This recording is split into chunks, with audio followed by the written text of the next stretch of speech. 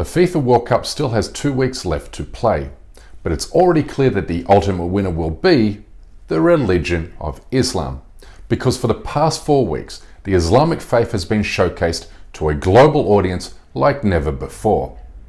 Think about it. For decades, Americans and Europeans have seen Islam only through the prism of war and political violence in the Middle East and Afghanistan.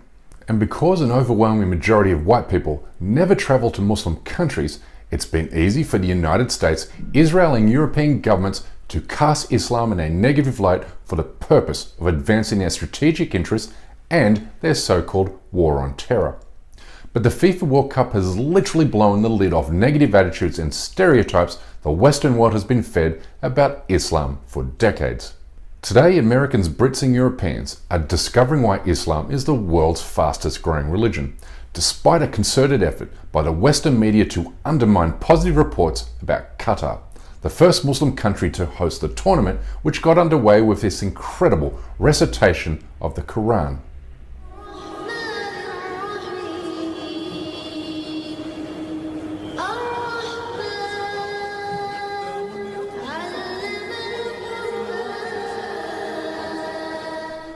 Cafes and restaurants throughout Doha were painted with murals that quoted the Prophet Muhammad urging good morality, with foreign visitors warmly invited into the country's mosque, where many heard the call to prayer and learnt about Islam and its teachings for the first time in their lives.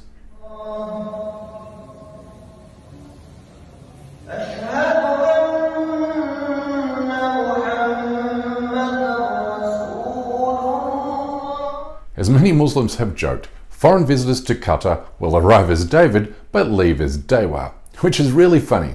Except the joke is on Western countries that have falsely painted Islam to be a violent and backwards religion, because entire families did indeed choose to accept the Islamic faith during the tournament. Definitely a very touching experience. Very nice. And everybody very welcoming. Yes, did anyone force you or you choose it? Yeah, I choose. Did anyone force you or you choose it? You chose it? Did anyone force you or you like it? You choose it? You choose to be a Muslim? What about you? You choose it? Put simply, a global audience has been shown a side of Islamic culture that the Western media and Hollywood have long kept deliberately hidden from view to lend support for US foreign policy objectives in the Middle East. But visitors to Qatar are experiencing what it means to be welcomed as a stranger in the Muslim world.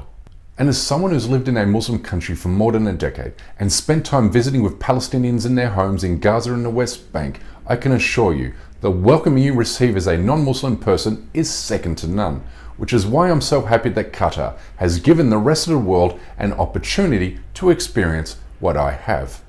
Friends and family, but we wanted to see for ourselves the experience, the culture, as well as the football itself, and we love it. Everything that has been on the media or Twitter, social media, has been very, very far off exactly from what it is here. Pure love, respect for one another.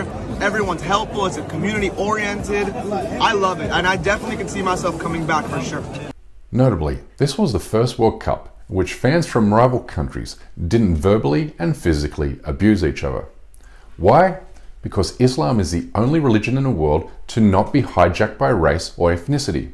Now watch football fans from all over the world sing Arabic songs in the streets of Qatar.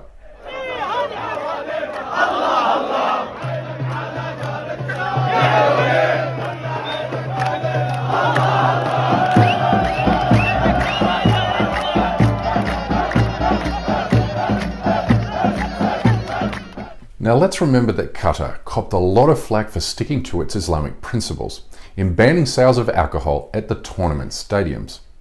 We heard all the usual allegations of Islamic extremism and whatnot, but here's 2 points of data that vindicates Qatar's courageous decision to not bend to Western desires. For the first time, families and female attendees felt safe to be at the football. The atmosphere in Qatar was widely described as unprecedentedly friendly and inclusive.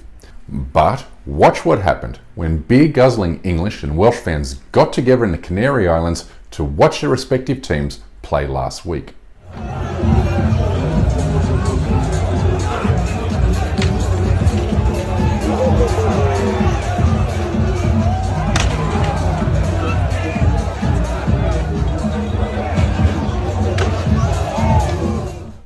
If that's what you call Western values, then you can see why Qatar and other Muslim countries reject them. But while English and Welsh fans were fighting each other in Europe, watch what happened when fans from bitter geopolitical rivals, the United States and Iran, got together before and after their group stage match in Qatar.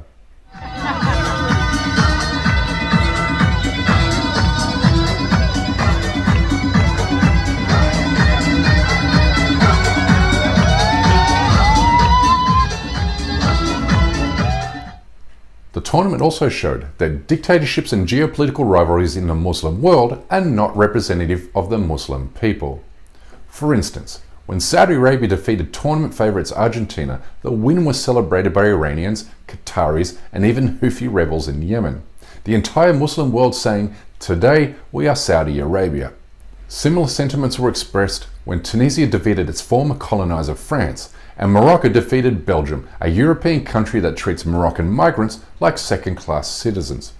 But rather than gloat in victory, the players from these countries showed the world how Islam guides them towards humility and grace, which is an aspect of the religious faith Western audiences have long been denied a view. The tournament also revealed that despite moves by Arab regimes to normalize apartheid Israel, the Arab and Muslim world remained committed to justice and the Palestinian people. Palestinian flags were flown at every game and Palestinian armbands were worn by the Muslim teams, while crowds sang the words, "With spirit and blood, we will redeem you, O Palestine."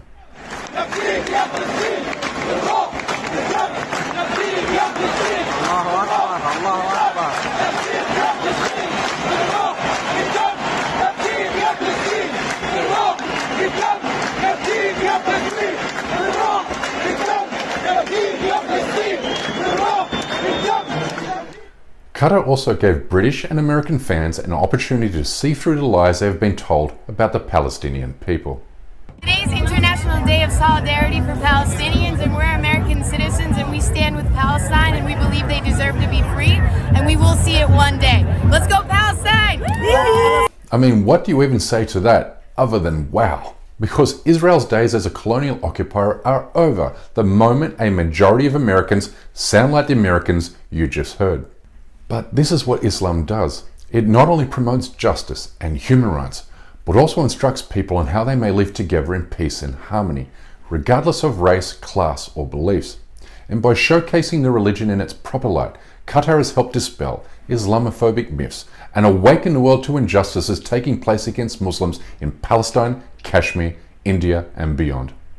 But let me end with this. I'm a non-religious person, but I've never felt closer to Islam than I have during the past few weeks.